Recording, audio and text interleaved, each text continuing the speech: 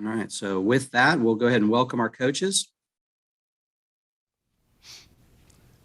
Coach Tucker, good to see you. Good morning. Good morning. Great to be seen.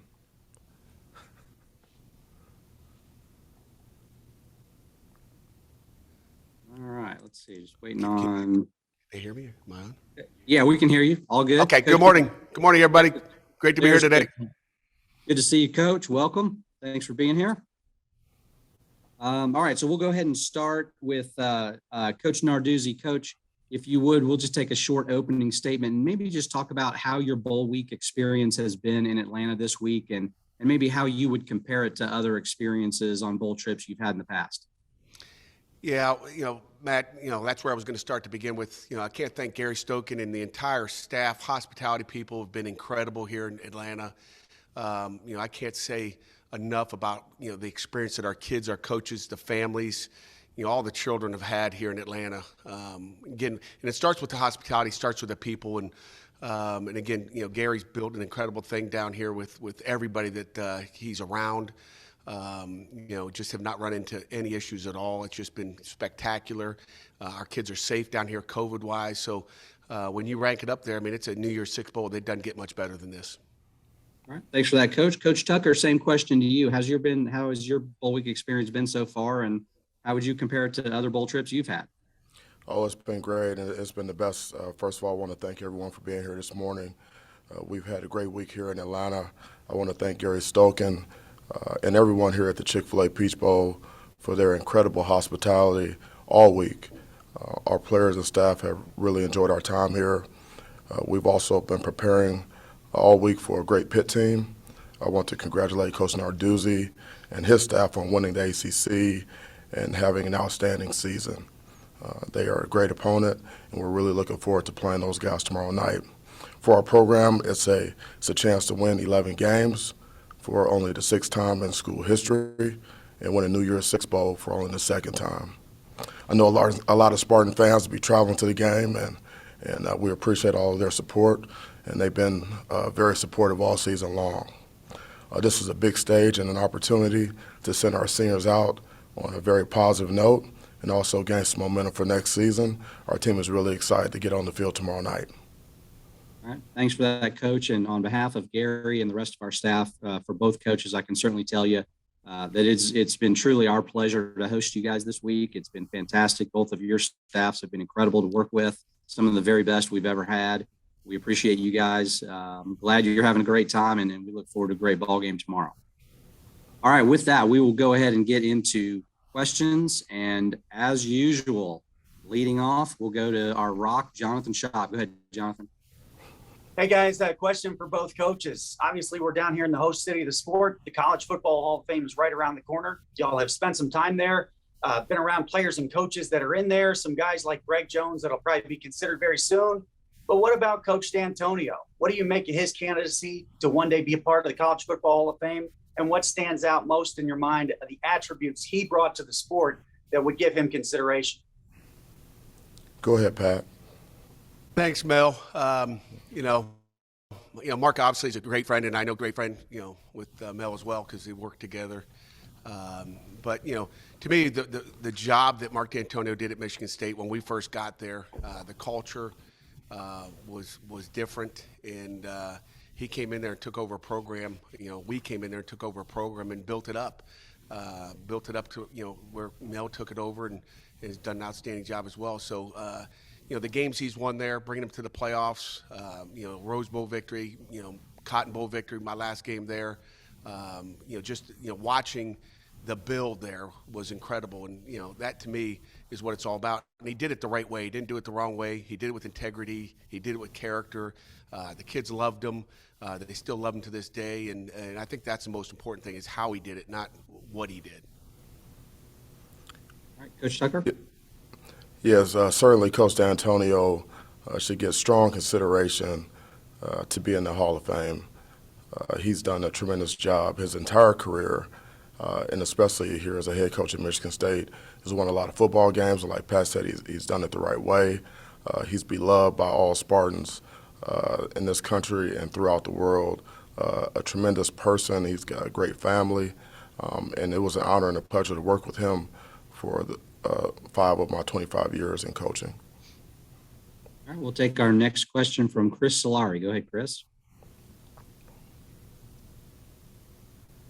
As kind of a follow to that, real quick, both of you guys spent a lot of time during the summer and camp with Mark. I'm wondering what those moments were like, having him around your programs. I think he was also with Luke Fickell quite a bit as well. That's a lot of wins this year for those 3 teams.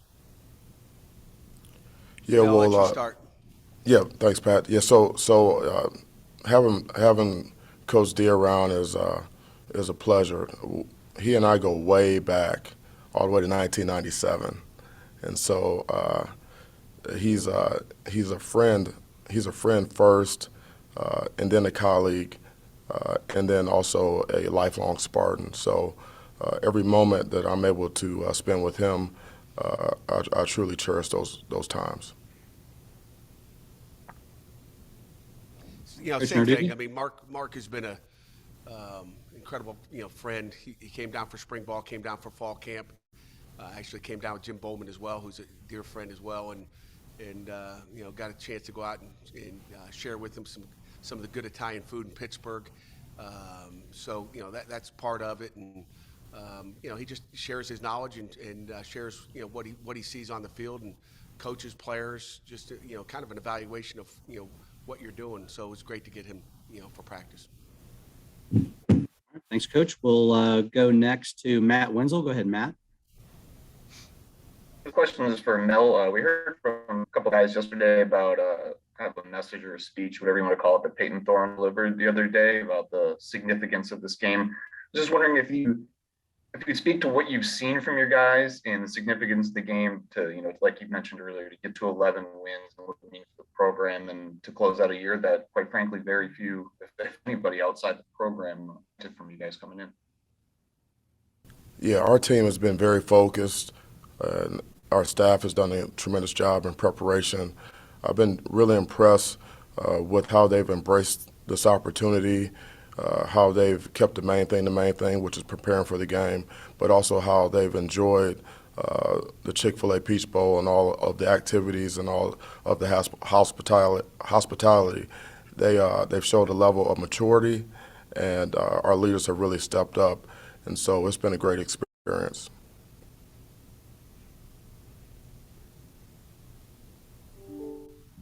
All right, we'll take our next question. We'll go to Johnny McGonigal. Go ahead, Johnny. Yeah, Pat, I know a lot has happened since, but, in the weeks after the ACC championship, have you allowed yourself to reflect on what attaining that title means for your program, big picture? Morning, John. Not really. I don't know when that happens. I think that happens when you retire as a coach. Maybe Mel could speak to that as well. He's won a lot of football games, but unfortunately, as coaches, you move on to the next one. We went from that championship game right into recruiting, and you kind of forget about it. I think the fans enjoy it. I think my family enjoys it. I think they've watched it 2 or 3 times on replay. I got a text message with them, kind of a family text message. They go back and forth like, hey, how about this play? How about that play? But that's about the only recall I have from that game. You really don't go back and watch it. You don't think about it because there's so much going on. So you move on to the next one, John.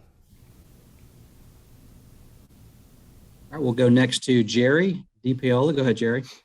Hey, good morning, Pat and Mel. Pat, I was just wondering, I know you do, but I was wondering if your young players understand the significance the 12th win would mean being mentioned in the same breath with Johnny Majors, Tony Dorsett, and then a national champion. Jerry, at this point, 36 hours till game time, I sure hope they do, or they miss the whole message. We've talked all year about being 1-0, and we got a great opportunity as well to get number 12 and be the second team in school history to ever get to 12 wins. And there's been some good football played at Pitt, 9 national championships. So that says a lot about who they are. And our guys can set it in stone, legacy. You talk about coming back for the rest of your life to the University of Pittsburgh, being that ACC champion, having 12 wins, being Peach Bowl champion. So that's the goal. Our guys are locked in. We're going to have a battle on our hands, that's for sure. Next up, we'll go to Matt Charbonneau. Morning, guys. This is probably for both of you. as we've seen some other, a few other bowl games here and there getting canceled with COVID issues, have you guys adjusted at all how you've, I guess, handled your players over the last few days? Is there any concern with that and how you guys have approached it? And I assume you guys are both in good shape heading into tomorrow's game. Is that true? Let's start with Coach Tucker, please. Yes, we're in good shape headed into the game. We're nearly 100% vaccinated. We're following all of the protocols set forth by our medical staff, and our players and coaches have done an outstanding job in our preparation, not just on the field but off the field as well. So the game is very important to us, and we're doing everything that we can to get to the game. And Coach Narduzzi? Yeah, Matt, great question. Our guys are vaccinated, but as we know, that doesn't really matter anymore. I'm not sure it's going to help you a whole bunch going into the game, but our guys are in great shape. They're locked in. The hospitality room is, I think, where they spend a lot of time, which is outstanding. We appreciate it being so big, so our guys can space out and do their thing in there. Again, it's been so enjoyable that they're really not out running around. So I think they're locked in. I think they know how important it is. I don't make it mandatory to wear masks in our building. I think our kids are smart enough when they know they're close to someone to put it on. They've all got one in their pocket, and we're in good shape and can't wait for tomorrow night. All right, next question, we'll go back to Jonathan. Go ahead, Jonathan. A question for both coaches. Have we come to the point where college football needs a commissioner? And what benefit would a commissioner have to maybe calm some of the transactional chaos around the sport relative to players and coaches moving and shaking, especially after the regular season ends? Let's start with Coach Narduzzi this time. Yeah, I think, for sure. And that's not a slam on anybody, that's leading college football. I just think it's time. I think it's a time for, college football to move on. We've moved on in a lot of different directions, as we know, in the last, 12 to 18 months as far as what we're doing, how we're doing it, recruiting rules, name, image, and likeness, the portal. There's just so many changes out there that, that's got to be the next change. I think, without getting into too many details, there definitely needs to be a commissioner, someone that's in charge of college football, whether it's the Power Five and the Group of Five in two different buckets. I know no one wants to hear about that, but to me, you have to put the money in if you want to play with the big boys. I think, and I think the Group of Five wants to be, and again Cincinnati work there. They want to be a part of it. And some of them are, but when they get in those big meetings, it's Group of Five, Power Five talking and voting for different things.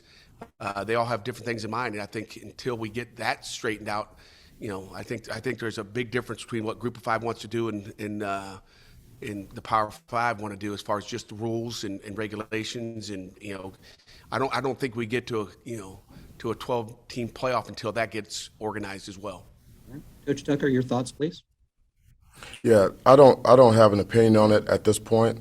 Our focus is squarely on the Chick-fil-A Peach Bowl and putting our best foot forward tomorrow night, and I'm sure there'll be a time and a place for us to discuss that at some point. But right now, we're just preparing for the game.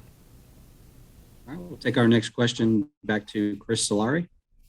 This question is for Pat. I know that you obviously, when you take a new job and move on, there's a chance to go on and play your former school. I guess, how have you kind of tried to separate some of that emotion maybe this week and really throughout the whole bowl process? And is there any pangs of that as it progresses at this point? No, not really. I mean, there's no time to think about that. You got, a football team, a staff, everybody to worry about it. I mean, it's another game. Again, when you hear that fight song, it becomes different then. But other than that, I mean, again, it was 7 years ago that was at Michigan State and East Lansing, and a lot of dear friends had a great reception last night at the Capitol Club, and got to mingle with the rest of the guys and all the doctors and trainers, Sally Nogle. I mean, just everybody. I mean, so many friendly faces that we engaged with last night. So, but once the game starts, it's like that first hit to our kids' play. the kickoff, all those emotions go away. And again, it's not like you're playing a team that fired you. East Lansing, there's only great memories there. Even the losses were great memories because of the As a people follow-up in for East both you Lansing and Mel, how much Michigan time have you guys got to spend with each other and getting to know each other this week?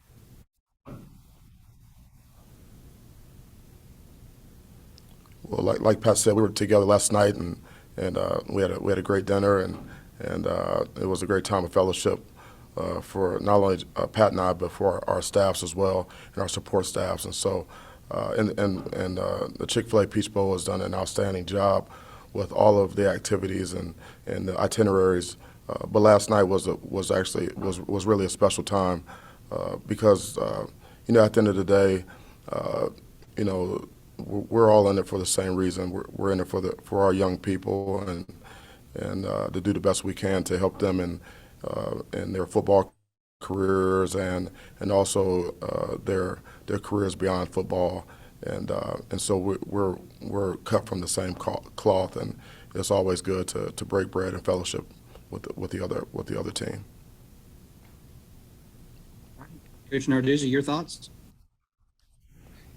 Same thing. I mean, I think, the question was like, how much time have we spent together? Not a whole lot. There's, the one evening really that we've spent together was last night and had a great dinner. Other than that, it's a football game, and, maybe we'll see each other at the convention, share scouting reports, because we probably won't play each other for the next 10, 15 years. So I think, afterwards, I think staffs are good enough friends that we can share stuff. Hey, what did you know? What did we know? How can we both be better? That's something that, that in the future you'd like to be able to do. All right, next question, we'll go back to Matt Wenzel. This question is for Mel. There's some reports out there about Ephraim Reed being hired as your running backs coach. I was wondering if you could comment on that. We're still working through a process. I don't have any new information at this point, but when we do have new information, then I'll be happy to pass that along to you. Next, Mind we'll if go I to. follow up with a different question? Yeah. Then? Go ahead. I don't know if we've asked you about Pittsburgh's pass rush, Mel. They're second in the country in sacks per game, and what you guys are doing preparing to face that. Yeah, they're a formidable front. They do a great job scheme-wise, and they have very good players, and so they apply a lot of pressure to our passing game. We got to do a great job being coordinated with our pass protections, our run game, our play action. We're going to have to certainly be at our best, but they're one of the best fronts, obviously, in the country, and one of the best fronts that we played all season. Thanks. Next question will go to Diane Larche. Go ahead, Diane. Yes, good morning. This question is for Coach Narduzzi. Coach Narduzzi, Pitt fans are coming from all across the country. They're excited. They went to Charlotte for the ACC championship, and they're flooding the internet. What do you have to say to Pitt alumni and fans who are coming in and are very excited about this game? Well, as I walked in, this media room this morning for the Zoom, you're fighting through the traffic. The hotel is packed. I warned our kids last night that, hey, as we get closer to game time, stay away from the lobby. The first couple of days it's a little empty, but they're starting to stroll in, the Panther Nation, and just come out there and be loud. There's going to be two great fans there as far as Michigan State and Pitt, and Panther Nation will show up in a big way, and it should be a great atmosphere in Mercedes-Benz Stadium tomorrow night. Next question will go back to Jerry DiPaola. Go ahead, Jerry. Pat, I'd like to ask a football question. Your running game has been kind of a complimentary piece, except maybe in the fourth quarter of a lot of victories this year. I was wondering if it would be something that Nick, as a second-time starter, can really lean on maybe more than another quarterback might. That's something, when you look at Michigan State, it comes down to what's Michigan State going to give you. And it's weird being on the same call with Coach Tucker, like talking game plan, Jerry. But it all comes down to what they're stopping. They got a great front. They do a great job stopping the run.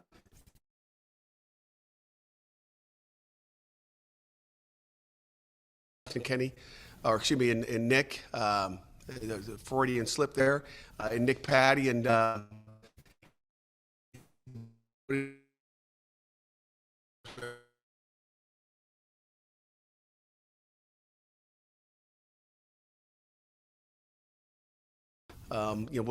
we'll play according to that. We're not going to change what we do. Again, it's a great defense. Ron Burton's a D-line coach, and Harlan Barnett, two guys I worked with for a long time in this game, and I know what they'll do, and I know their philosophy is like ours. Is they're going to stop the run. So we're going to have to be able to throw it, and that's kind of the name of the game in college football. All right, back to Jonathan for the next question. Question for both coaches, kind of on that front about the evolution of the tight ends. You guys are right there in the thick of it. We've seen at the NFL level, now into the college football level, the evolution of the tight ends. What's next for the tight ends, and what are defenses doing, or what can they do to address the mismatches that we see across the sport with the tight ends? Start with Coach Tucker this time, please. Yeah, well, growing up in Cleveland, Ozzie Newsome was my favorite player, one of the great tight ends in the game. So as long as I have anything to say about it, the tight end is going to be a big part of our offense. and so we use our tight ends as they create mismatches in the pass game, but they're also very integral in our run game. And that's something that position is something that's a big part of what we do. And Coach Narduzzi, please. Yeah, I mean, the tight end has gone nowhere. The tight end in college football has been there. It's always been there. Maybe the fullback, position is one of those, positions that's, gone in college football nowadays. You don't see many of those guys. But the tight end has always been an integral part of college football and will continue to be. You look at, Connor Hayward, their tight end, number 11, is outstanding. He's a pass threat. He's a deep threat. He's smart. He can do it all. I know he can throw it. He was in our camp. His older brother, Cam, plays for the Steelers. So I'm looking forward to seeing him on game day. He's an exceptional player. And we've got Lucas Krull and Gavin Bartholomew, who are two great tight ends as well. So, they're going to be a big part in this game tomorrow night. All right, we'll take our next question back to Matt Wenzel. Go ahead, Matt. So I have questions for Pat. I was wondering, what you've seen in the job Mel's done in 2 seasons at Michigan State, and the more you got into the film and preparation, anything that stood out in the job that they've done, taking over during a COVID year and going 2-5 to being in a New Year's 6 game this year. Yeah, he's done an incredible job. I mean, you look at, you can throw out the COVID year. I think you can throw it out for everybody. I think we had just as good a football team a year ago, but things just don't match up. You're not playing with your guys. It's just not, not normal. But you can throw a COVID year out, but to come in and do the job he's done after the COVID year, he rehauled the roster, just get guys in that, fit his offensively and defensively. And when you look at that and you look at the success he's had, what else can you say except outstanding job? Thanks for that. We'll go next back to Chris Solari. Chris. For both coaches, Pat in particular as well. You mentioned Connor Hayward. There's obviously the bloodlines that go between the programs with him, and I know that Pitt recruited Connor as well. I guess for Pat, how much did you get to know Connor during the whole recruiting process, and with his father being a star there, and to Mel, what have you sensed any emotions with Connor in this game and in getting to go against his dad's alma mater? Guess I'll start off there. Just let me just tell you this. I know that guy's an excellent football player, and obviously Mel knows better than I do because he works with him every day. But when he came to camp, he came to summer camp with his mom, and that guy was all over the place. I loved him. He played every position in camp. I mean, he was at quarterback, he was at running back, he was at linebacker. You were like, this kid, and again, that's what you want in a college football player, a guy that can play everything. And I just think he's a superb player that is playing his final game, I believe, at Michigan State. So I know he'll be fired up. His dad was a unbelievable, iron-headed, as everybody knows, player at Pitt. So there's some tie-ins there, and I'm sure he's excited to play. Yeah, Connor has been a very consistent performer for us, very consistent in his preparation. You know, day in and day out, you get the same player. You know, he's a leader for us, and like Pat said, he's versatile. You know, on the field, he can do a lot of different things. But in terms of his demeanor and his preparation, I haven't really seen much of a change. He's a very mature player, and he understands that we need to keep the main thing, and that's just preparing for the game and going through our process. All right, we'll go next to Kellen Buddy. Go ahead, Kellen.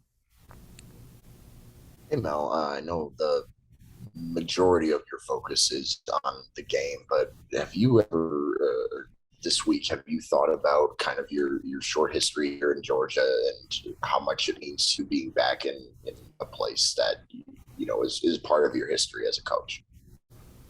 Yeah, of course. I love the state of Georgia. We recruit heavily here in the state. Football is huge here in the state, and I have a lot of fond memories here in Georgia with UGA, and I've actually run into quite a few down here, and they've shown me the love, and I've shown it back, and so it's been a pleasure to get back down here. Next question will go to Alan Cole. Yeah, just going off the Georgia piece for a second. This is for both coaches. You've both recruited a lot in Georgia. You've got Georgia players on your roster. How much does playing in a game like this and on a stage like this help with recruiting and just kind of getting your brand out there, especially in a place like Atlanta? Coach Narduzzi first, please. Sure. Obviously, we've got two coaches, and we recruit Atlanta heavily, and you know, we did when we were in East Lansing as well. So I think it's an unbelievable area to come down. You know, to be able to play in this backyard around all the high school coaches and not only players that we recruited last year, which I can speak about. You know, Rylan Gandy over at Beaufort High School, but for anybody. In the future, we hope they get a chance to go to the game. Unfortunately, with COVID, we could not have them come over to practice this week. So we hope they take that opportunity to come watch a super game tomorrow night. In terms of recruiting, it's great exposure for us. Gives us an opportunity for us to show the players and the high school coaches, what type of program we have, our culture, the way we play the game of football, and just the way we conduct ourselves on a day-to-day basis. Pressers like this and just really give us an opportunity to be open and transparent about who we are and what we're all about, and it can only help recruiting. All right, we'll go next. Go back to Matt Charbonneau, please. Mel, I want to ask you about some of these guys that have been around for a while. They're going to play their last game. Guys like Connor Hayward, we mentioned Beasley, Matt Allen, or Curry, guys like that have been around the program a long time. Were here before you, but stuck around and have become key parts of this team. What have they meant to this program? And what is it like for these guys to kind of go out in their final game, even those, and what they've meant to you, even though you kind of came in towards the end of their career? Yeah, it's everything. We're playing this game for those seniors. They've done a lot for our program. Blood, sweat, and tears. They're outstanding young men. They're great Spartans. They're going to do great things beyond Michigan State, and they've been very special to me. Not only have they done a great job in terms of production on the field and in the classroom, but they've really embraced our culture, embraced me, and it really helped me turn this program, help me shift this culture, and have really been the drivers to help us get to where we are today. Jerry, you got the next one. This question is for Pat, and Pat, I hope you're not offended by it because you are 12 years younger than I am. But I was just wondering, have you ever thought about how long you'd like to coach, and also what drives you every day after all these years? Jerry, I think I'm more than 12 years younger than you, first of all, so start there. Happy New Year. But you're probably right, Jerry. No, I've never thought about, how how long I'll coach. And I'm not going to think about that for a while. I think when you know it's the end, it's the end. And I'm going to coach as long as I feel the energy to continue to do this game that I think everybody loves. I mean, it's a game you better love it. You put too many hours, in the preparation, mental and physical preparation of this game. That if you aren't all in, you're going to have a problem. And I'll definitely hang it up before that ever gets to that point. There'll be energy, and I better enjoy walking in the office every day until that time comes. So I'm never going to put a date on it, but I would say 65 is probably about the end. So I'm going to spend time with my family and hopefully have some grandchildren. And maybe when the first grandchild comes, maybe that's it, Jerry. I don't know. But till that point comes, coaching football. Jonathan, you've got the next one. We've got to ask about John Madden. The sport lost a tremendous coach and a true icon. Curious, any reflections, thoughts about his contribution to the great game of football? Yeah, I'll start there. I know our kids probably know him from video games, but John Madden is a kid growing up in a coach's world. Your dad being a coach, and when you were at home, you're sitting on the couch next to Dad watching John Madden coach with the Raiders. That's what I remember. And then listening to his commentation during games. I mean, his commentary was incredible. Just a legend in the game. His personality, and again, never meeting him, just knowing him from watching him on TV. His personality was what you loved about him. It just seemed like a real guy. And the stories you just remember, he didn't like flying around and taking the Madden bus everywhere he went. So just an incredible coach, legend that we lost yesterday, I guess. And our thoughts and prayers go with him and his family. Coach Tucker, your thoughts? I can't say enough about Coach Madden, a giant in the sport, and just for many years, as far back as I can remember, just being extremely impressed by obviously his ability to coach and teach and motivate, and then also his career beyond coaching was just outstanding, and we lost a great one. We'll go next to Chris Solari. Go ahead, Chris. This question is from Mel. This is obviously your first time preparing for the bowl game or a bowl game as a head coach. What's the difference for you in terms of going from being an assistant and kind of following and helping to create a plan to being the head coach and kind of installing that plan for the month? Yeah, it's not much different, and for me, and it's we have a process, we have a plan. I have a great coaching staff, and like I've said before, I'm not a one-man show, and so we all work together to put together the best plan that we can for our players, and then we execute that plan, and so we've had tremendous preparation up until this point, and we'll continue on with our process all the way up until the game. Is some of that's just the delegation that you have throughout the year of responsibilities for other people on your staff? Yes, everyone has clear and defined roles. A lot of the change is really with our operations staff and Cody Cox and Ben Mathers and Simone Prue, and they've done a tremendous job with all of the organization and with the travel and everything that comes with moving a large organization to a bowl site and making sure that we can create as much normalcy as possible. And so we've been extremely organized, extremely efficient, and that's really helped us keep the main thing and focus and prepare for the game. All right, we've got time for 2 or 3 more. Do you have any final questions? Please get into the queue. Go ahead, Jonathan. One more with 2 defensive, obviously experts.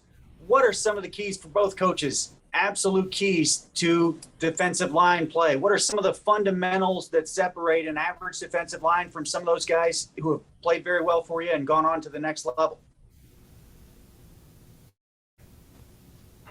Is that for both coaches, Jonathan? Okay. Yes. Let's start with you, please. Who did you say start with? Yeah, go ahead, Coach Narduzzi. Okay. D-line play, I mean, it starts up front, as we all know, with your O-line and your D-line. And when you talk about defensive linemen, we lost two good ones a year ago, one to the Titans and one to the Minnesota Vikings. So we've done a great job rebuilding those guys. But, the first thing I'd say is it comes down to athletic ability. And I know you probably don't want to hear that. And then it comes down to coaching. But, those guys up front, we try to give them a lot of freedom in what they do. And again, being an old D-line coach and old defense coordinator, to me, it's, I don't want a bunch of robots up front. I want those guys to get off the ball and cause havoc in the backfield. And that's what we do at Pitt, is just try to cause havoc, not so much of you're in a C gap or D gap, or, try not to be as much gap oriented, let our linebackers fix the defensive line since they're nose to nose with an offensive lineman. So there's going to be some gap issues. And the one thing I don't want to do is go sideways, trying to stay in the gap, if that makes any sense to everybody out there. So we're going to be aggressive up front. We're going to take our shots. We're going to take inside moves in the pass rush, and we're going to take what someone gives us. And again, it comes down to instincts. When you talk about great D linemen, it comes down to instincts. We want players to go make plays. I don't want to handcuff defensive linemen and make them, just kind of stay on an edge and contain a quarterback, if it makes sense. So Charlie Partridge, our defensive line coach, does an outstanding job in our scheme in coaching our defensive line, and we'll see what happens tomorrow night with that D-line. But it's critical up front. And Coach Tucker? Yeah, it all starts up front. D-line play is about mental and physical toughness. We like to rotate a lot of guys and keep our guys fresh. We want guys to play with great technique and fundamentals. We want them to do their job first, and they can help out. We never want to give up one for one. So we're going to play blocks. We're going to come off the ball. We're going to lead with our hands. We're going to have great pad level. We want to butt guys in the throat, lock out and separate, find the ball, and be relentless in our pursuit. Keep guys fresh and play 60 minutes, 4 quarters in the game as hard as we can. All right, and we'll close out with our last question from Doug Roberson. Go ahead, Doug. Hey, Matt, thank you. This is for both coaches. For the fans in Atlanta who maybe aren't as familiar with the two programs as those who support the team are, what kind of game is it going to be tomorrow night, especially without Pickett and Tucker? It had the potential to be really high scoring, and now I'm not sure. I was hoping to get y'all's opinions. Let's start with Coach Narduzzi, please. Okay, Matt. Again, Doug, what kind of game? I think it's going to be a heck of a game because, Mel Tucker's a defensive guy. I'm a defensive guy. So I think what you're going to see is a lot of contact. I think you're going to see two teams that are tough. I mean, when you put on, a reel of Michigan State or Pitt, you're going to see two tough football teams that are well coached, that are going to battle to the end. As I told our guys, it's going to be 4 quarters. Don't think it's going to be over in 2 or 3. It's going to be 60 minutes. We're going to have to be relentless in our pursuit to get a victory. But I think it's going to be two teams that believe in their coaches. They believe in their culture. They believe in their teammates. And again, I see this game going down to the wire. And again, I see a tough football team on both sides of the ball, coming out there at game time tomorrow. All right. And Coach Tucker, what do you expect out of the ball game tomorrow? It's going to be an exciting game. It's going to be a hard-nosed, physical football game. Players playing with tremendous mental and physical toughness, great effort, extreme effort, coaches coaching hard, and teams that are in great condition and ready to play 4 quarters, 60 minutes in the game, and both teams playing to win. All right, thanks very much for that. Well, we certainly are looking forward to it. Coaches, we thank you for your time this morning. Appreciate all you're doing this week. Looking forward to a great ball game tomorrow. And we'll let you go. Get back to work. Enjoy your last day before game day. Thanks, guys. Harold Pitt.